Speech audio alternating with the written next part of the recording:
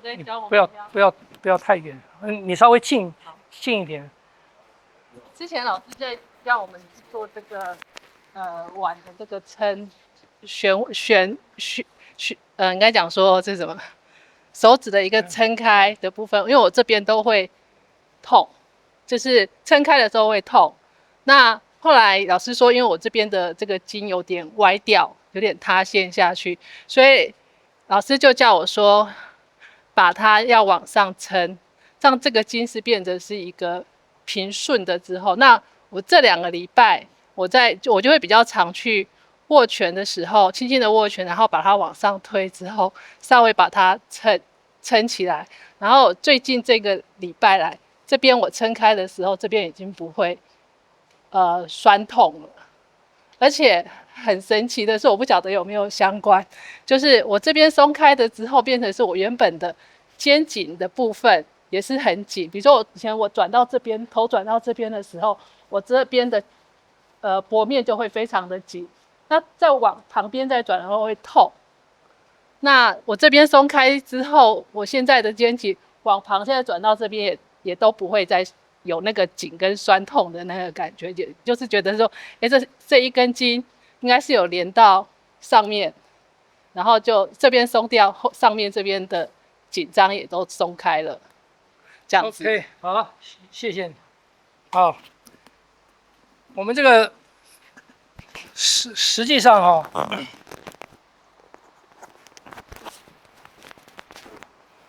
我们很多东西啊，它会产生什么效果，对什么人产生什么效果其实我不知道的但是我们的概念是什么？就是说，以筋的系统来讲好了，它是相关联的。你任何一个地方，任何一个筋的节点，它如果挛缩了，变紧了，那当然这条筋它就变紧了嘛。以弦来讲的话，这个地方的弦扭起来了，整条弦就变紧了嘛。所以你就把这个点松开，这个点松开以后，那个筋恢复到原来的弹性，那个原来紧的地方就好了。所以由这个可以什么？可以证明筋是相通的，所以当我们在解决一个问题的时候，不是把它当做一个技术来看。比方讲，今天听到这个分享，你不要说，人家有这个肩颈僵硬，来，我来找你的手，手这个地方有没有紧？那你就把它变成一个数了，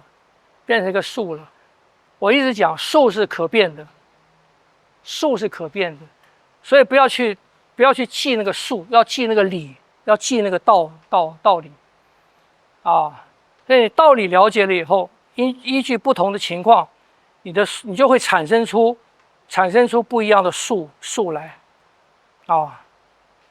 所有的数都是根据理，可能开始没有理，开始是什么？开始是经验。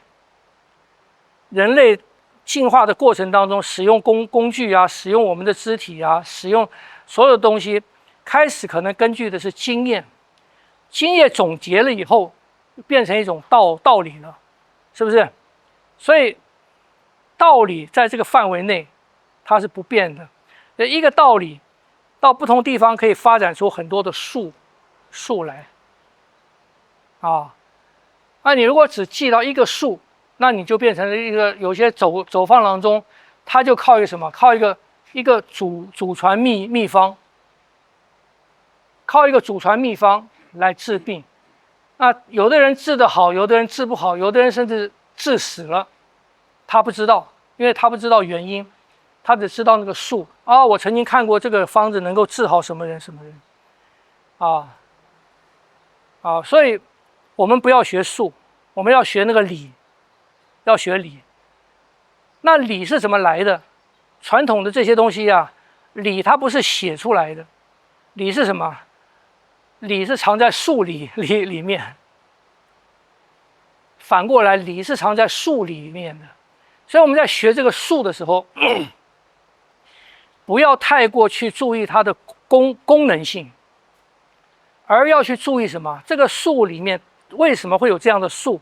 它背后的经验跟背后的理论是什么？背后的思维方式是什么？而形成了这个术。啊，我们练武术也是一样。啊，那国术的内涵很深，所以你如果把它当做一个招式动作，把它当做一个打斗技巧的时候，你就变成一个单一功能的术了。可当我们去研究为什么它会这样用，身体为什么会这样用，它的力量是怎么出来的，那为什么会发展出这个术来？在这边为什么会这样？你就是得到它的理，晓得吗？得到理了以后，你得到的东西，你在不同的状况下，你就会产生什么？产生你自己的术，知道吗？这就是为什么很多的学问到后来越发展方法越多的原因。因为不同的大师，他们得到的理是一样的，可是当他应对不同的学生或者不同的状况的时候，他要发展出不同的技巧、不同的方式，所以就变成出来很多的方法。那大部分的人在学方法的时候，只去注意这个方法的功能性，只去注意功能性。啊，那事实上是什么？事实上是在只有到大学以上的，你修到比方讲硕士、博士程度了，老师才会引导你去研究这里面的理。晓得吗？这就是懂理的人少，啊，这就技术好的人他会很多，可是能成为大师的人少，就能真正掌握到那个背后的理的人少。你对术要非常熟悉了，对那个术你要练得非常深入了，以后，这个大师才能引导你去从你熟悉的那个术里面去了解那个理。看不懂啊？所以这是术跟理之间的相互关系。所以在学习过程当中，啊，你不能只有术没有理，你不能只有理懂了很多，你的术没有进去啊。你没有术没进去，你光看书没有用的，因为书是头脑的理解啊。真正的理是藏在实际的操作里面的。那个才是真正的理啊！